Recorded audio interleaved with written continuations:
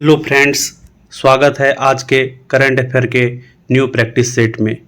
आज हम लोग एडिटोरिया करंट अफेयर के वार्षिकी 2024 के कुछ प्रश्नों को देखेंगे। इसमें हम लोग प्रैक्टिस सेट 2 का अध्ययन करेंगे।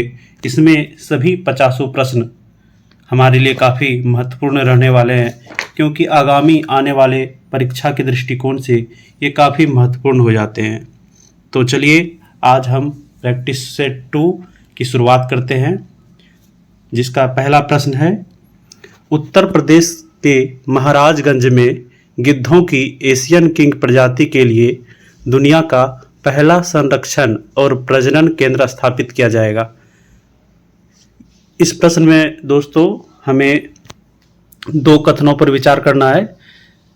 तो पहला कथन ये था। दूसरा कथन है, एशियाई किंग गिद्ध IUCN रेड लिस्ट की सूची में गंभीर रूप से संकटग्रस्त के अंतर्गत शामिल है।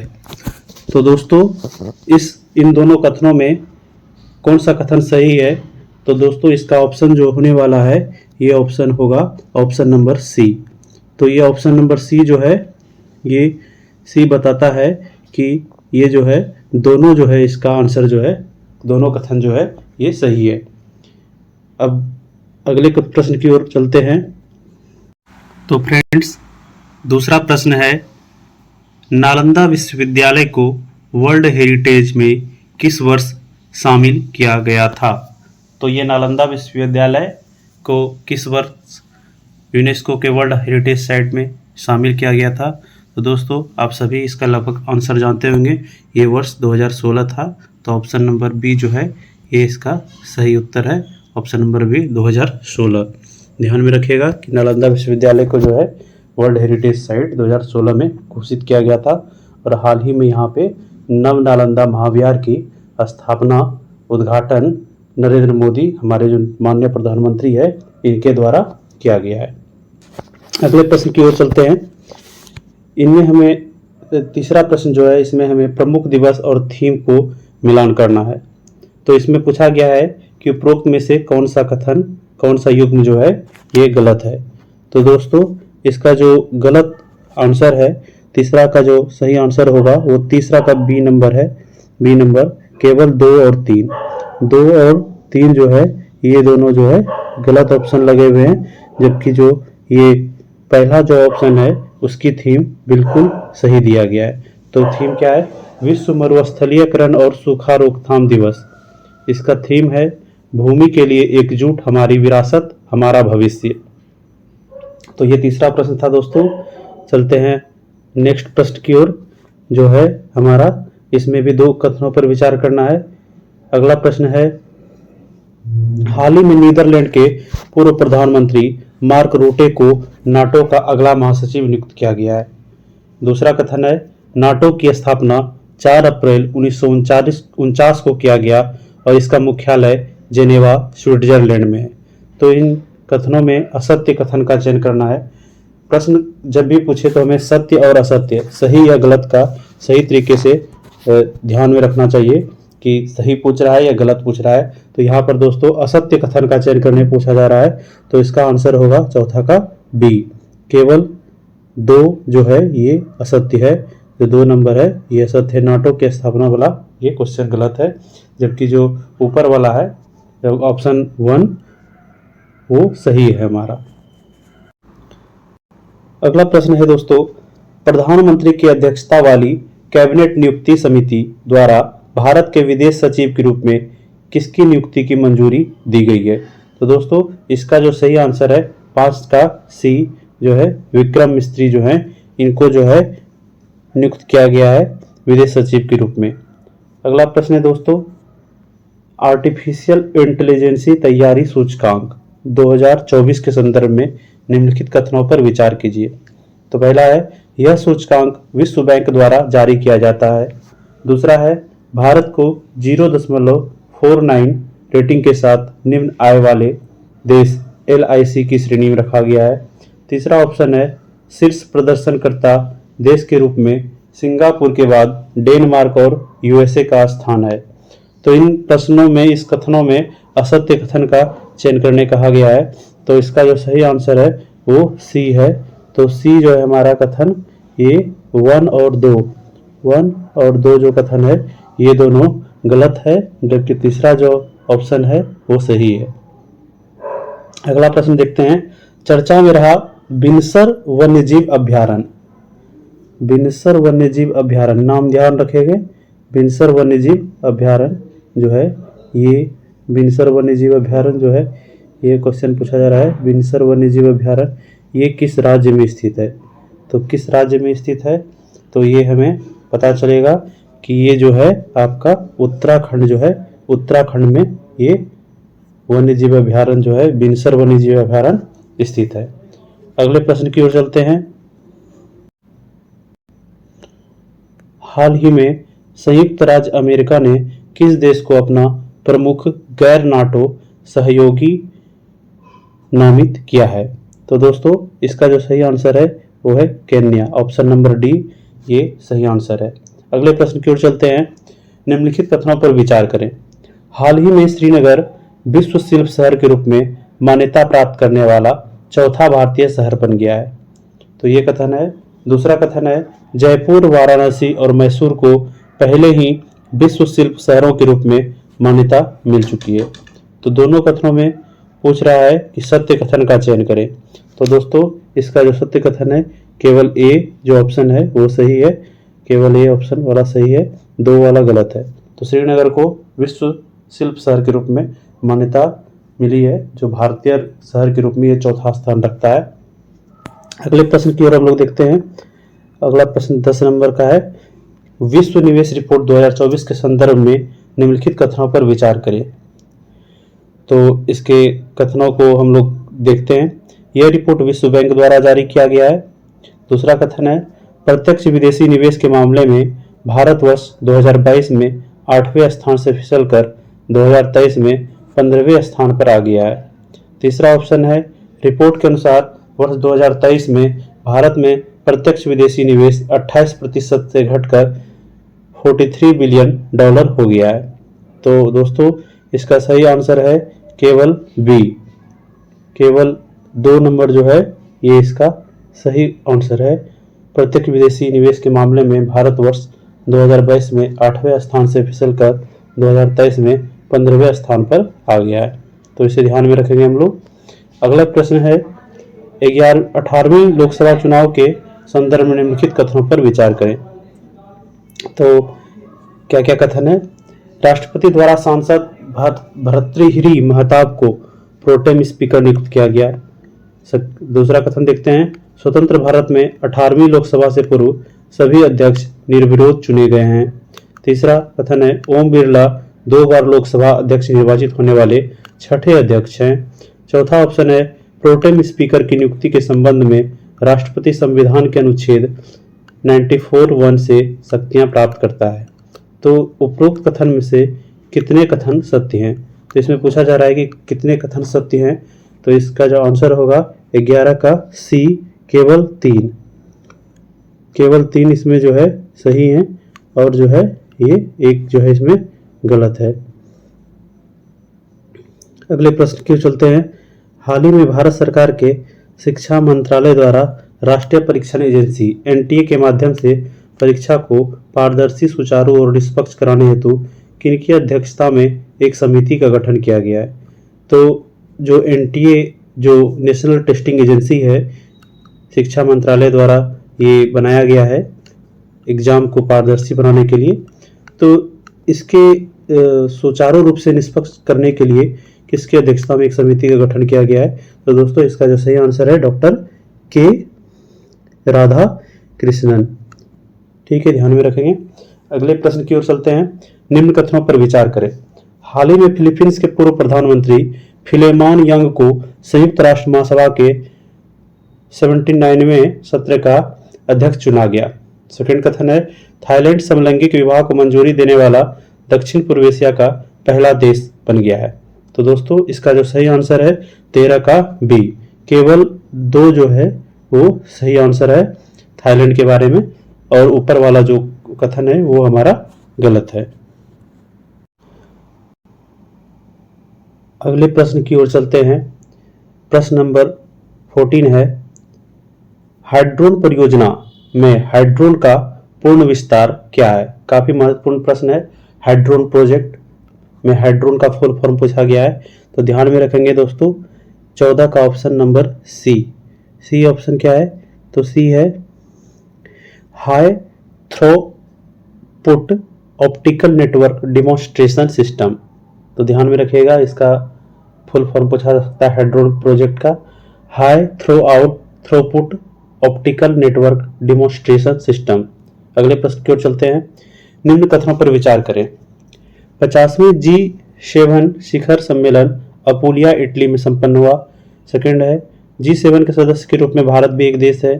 थर्ड है, G7 का प्रथम शिखर सम्मेलन 1975 में आयोजित किया गया था। तो दोस्तों इसका सही जो आंसर है 15 का बी नंबर, केवल 1 और 3 इसके जो हैं वो सही हैं। केवल 1 और 3, केवल 1 और 3 ये है, 1 और 3 ये जो है ये दोनों सही हैं। 2 नंबर जो है ये सही नहीं है, भारत G7 के सदस्य के रूप में नहीं है, ये गेस्ट के रूप में आमंत्रित किया गया था। नेक्स्ट प्रश्न की ओर चलते हैं। चर्चा में रहे थारिस ज्वालामुखी का संबंध किस ग्रह से है? तो दोस्तों इसका जो सही आंसर है 16 का ए मंगल, मंगल के से संबंधित है ये थारिस ज्वालामुखी। थारिस ज्वालामुखी जो है ये मंगल ग्रह से जो है संबंधित है थारिस ज्वालामुखी आपका। अगले प्रश्न की ओर चलते हैं। असत्य कथन का चयन करें। नारंगी सैन्य स्टेशन गुवाहाटी असम प्लास्टिक कचरे से सड़क निर्माण करने वाला देश का दूसरा सैन्य स्टेशन बना। दूसरा कथन है, हाल ही में लेफ्टिनेंट जनरल NS राजा सुब्रमणी को भारत के अगले थल सेना उप प्रमुख के रूप में नियुक्ति की मंजूरी मिल गई है। तीसरा है, झारखंड के जामताड़ा जिले में कास्ता कोयला ब्लॉक में भूमिगत कोयला गैसीकरण के लिए भारत की पहली पायलट प्रोजेक्ट की शुरुआत की गई है। चौथा है, विक्रम मिस्री भारत के 35वें विदेश सचिव होंगे। तो इन कथनों में पूछा जा रहा है असत्य कथन क्या है? तो दोस्तों इसमें असत्य कथन जो है केवल एक ही है, वो है 17 का ए। 17 का ए जो है वो इसमें असत्य कथन है, बाकी सभी जो है 3 वो सही हैं। अगले प्रश्न की ओर चलते हैं दोस्तों। हाल ही में यूनेस्को द्वारा केरल के कोझिकोड शहर को भारत का पहला सिटी ऑफ लिटरेचर घोषित किया गया है। दूसरा कथन है, हाल ही में केंद्र सरकार द्वारा उत्तराखंड के जोशीमठ नगर का नाम बदलकर कैची धाम रखने की प्रस्ताव को मंजूरी दी गई है। तो इन प्रश्नों में सही कथन का चयन करने कहा गया है। जो सही कथन है वो केवल एक है, केवल एक जो है आपका वो सही कथन है। यूनेस्को द्वारा केरल के कोझिकोड शहर को भारत का सिटी ऑफ लिटरेचर पहला घोषित किया गया है। तो अगले प्रश्न की ओर चलते हैं। किस देश की सरकार ने अंतरिक्ष मैत्री मिशन के अंतर्गत इसरो की वाणिज्यिक शाखा न्यू स्पेस इंडिया लिमिटेड के साथ $18 मिलियन के समझौते पर हस्ताक्षर किया है? तो दोस्तों इसका जो सही आंसर होगा वो 19 का बी, ऑस्ट्रेलिया। ऑस्ट्रेलिया जो है उसके साथ जो है ऑस्ट्रेलिया की सरकार ने इसरो के साथ जो है एक समझौता किया है। अगले प्रश्न की ओर चलते हैं। ग्लोबल लिवेबिलिटी इंडेक्स 2024 के संदर्भ में निम्न कथनों पर विचार करें। यह इंडेक्स इकोनॉमिस्ट इंटेलिजेंस यूनिट द्वारा प्रकाशित किया गया है। लगातार तीसरे वर्ष वियना ने रैंकिंग में शीर्ष स्थान प्राप्त किया। रिपोर्ट में 10 भारतीय शहरों को भी शामिल किया गया। दिल्ली और मुंबई 100 में से 60.2 अंकों के साथ 140वें स्थान पर रहे। तो इन कथनों में पूछा जा रहा है सत्य कथन का चयन करें। तो सत्य कथन जो होने वाला है वो केवल 1 और 2, जो ऑप्शन ए है वो आपका केवल 1 और 2 ये सत्य कथन है, बाकी जो है ये 3-4 गलत हैं। अगले प्रश्न की ओर चलते हैं। चर्चा में रहे कैनबिस एम्फेटामिन और एक्सटसी का संबंध है। तो ये जो चर्चा में ये नाम हैं कैनबिस एम्फेटामिन और एक्सटसी का संबंध है वो 21 का जो है वो बी है आपका, नशीली दवाओं से। नशीली दवा जो है उनके नाम है ये। अगले प्रश्न की ओर चलते हैं। Question number 22। दुनिया के सबसे ऊंचे रेल पुल के संबंध में निम्नलिखित कथनों पर विचार करें। यह चिनाब नदी से लगभग 1.178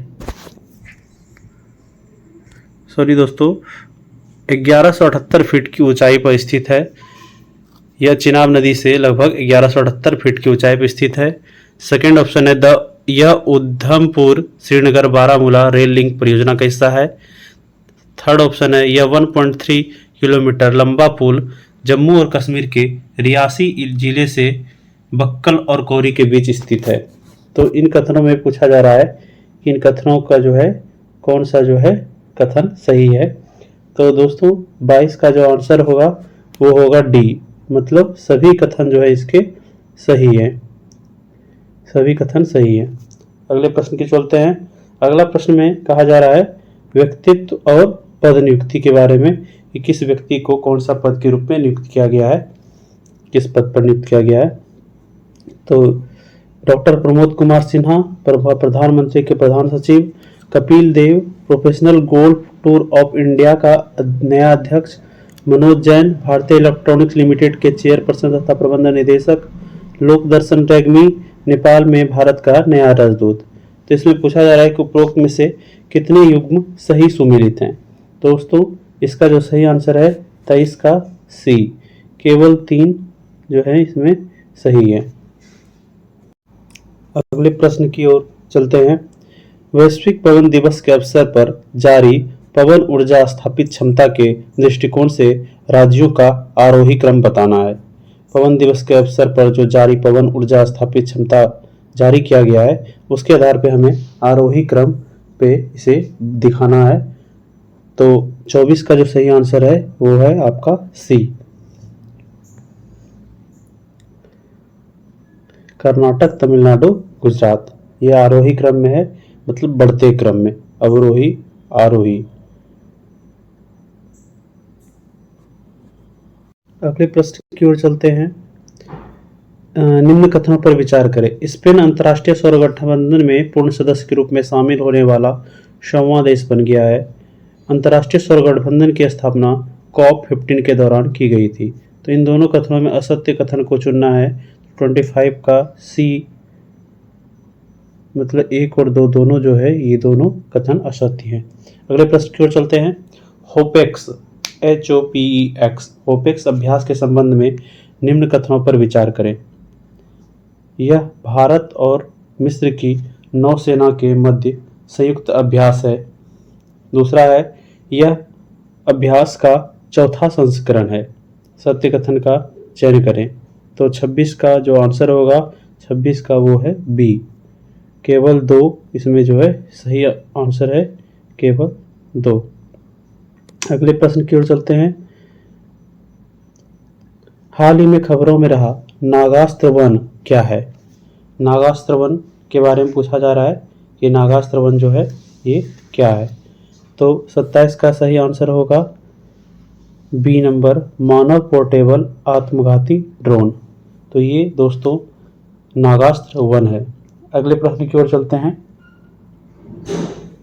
हाल ही में WHO ने किस चिकित्सा संस्थान को पारंपरिक चिकित्सा में मौलिक और साहित्यिक अनुसंधान के लिए WHO सहयोग केंद्र के रूप में नामित किया है। तो दोस्तों इसका जो सही आंसर होगा 28 का ए।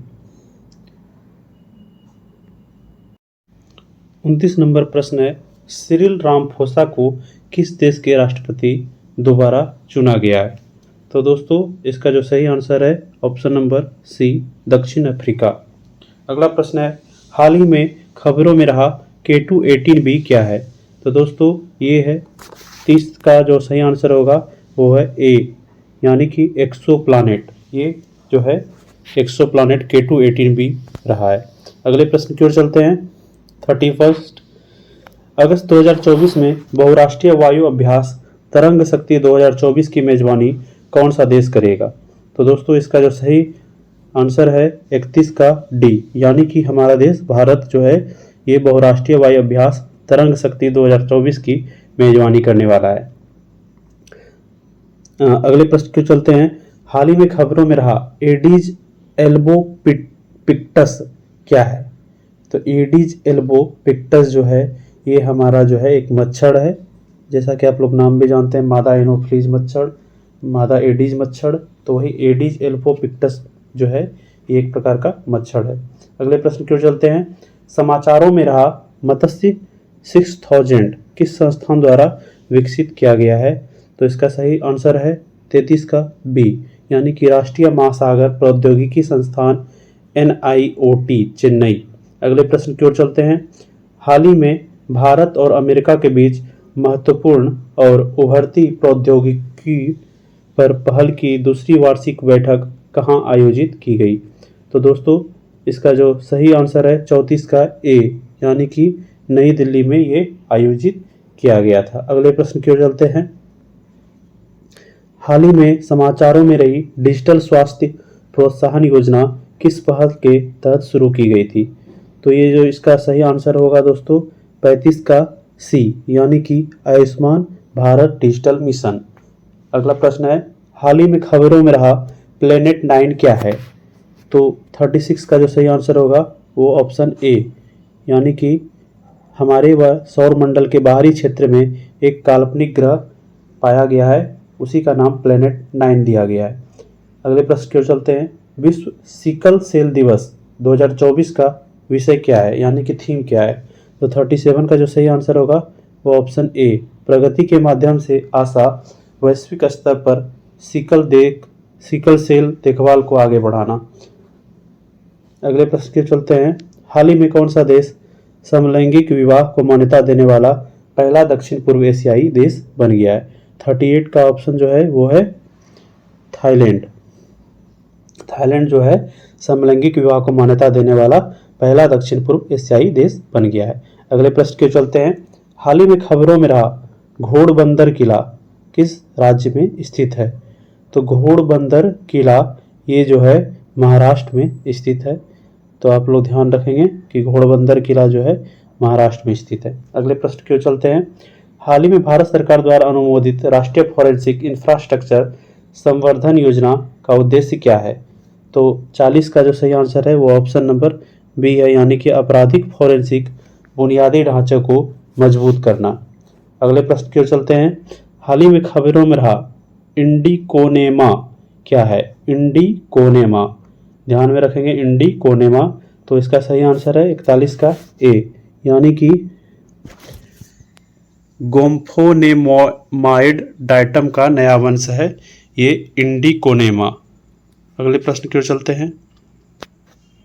हाल ही में वन्य जीव विशेषज्ञों की एक टीम ने पहली बार किस राष्ट्रीय उद्यान में धारीदार सिसिलियन की उपम स्थिति का दस्तावेजीकरण किया है। दोस्तों इसका सही आंसर है काजीरंगा राष्ट्रीय उद्यान। ये असम में है काजीरंगा राष्ट्रीय उद्यान। अगले प्रश्न की ओर चलते हैं। हाल ही में खबरों में रहा मुद्दल किला किस राज्य में स्थित है। तो मुद्दल किला ये आपका कर्नाटक में स्थित है। अगला प्रश्न की ओर चलते हैं। हाल ही में किस मंत्रालय ने पहला national additive manufacturing symposium 2024 launch किया है। तो इसका सही आंसर होगा 44 का ए, यानी कि इलेक्ट्रॉनिक्स और सूचना प्रौद्योगिकी मंत्रालय। नेक्स्ट, हाल ही में किस संगठन ने state of global air SOGA 2024 जारी किया है। तो 45 का जो सही आंसर है वो है बी, यानी कि स्वास्थ्य प्रभाव संस्थान HEI। अगले प्रश्न की ओर चलते हैं। रुआंग ज्वालामुखी जो हाल ही में विस्फोट के कारण खबरों में रहा ये किस देश में स्थित है। तो 46 का जो सही आंसर है वो इंडोनेशिया में ये रुआंग ज्वालामुखी है। अगले प्रश्न की चलते हैं। हाल ही में भारत ने किस देश के नागरिकों के लिए मेडिकल वीज़ा सुविधा की घोषणा की है। 47 का ए, यानी कि बांग्लादेश के लिए जो है भारत ने मेडिकल वीज़ा सुविधा की घोषणा की है। नेक्स्ट, तीरंदाजी विश्व कप 2024 में भारत के लिए 2 कांस्य पदक किसने जीते।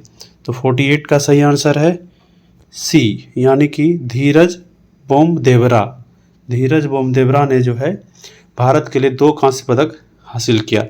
अगले प्रश्न की ओर चलते हैं।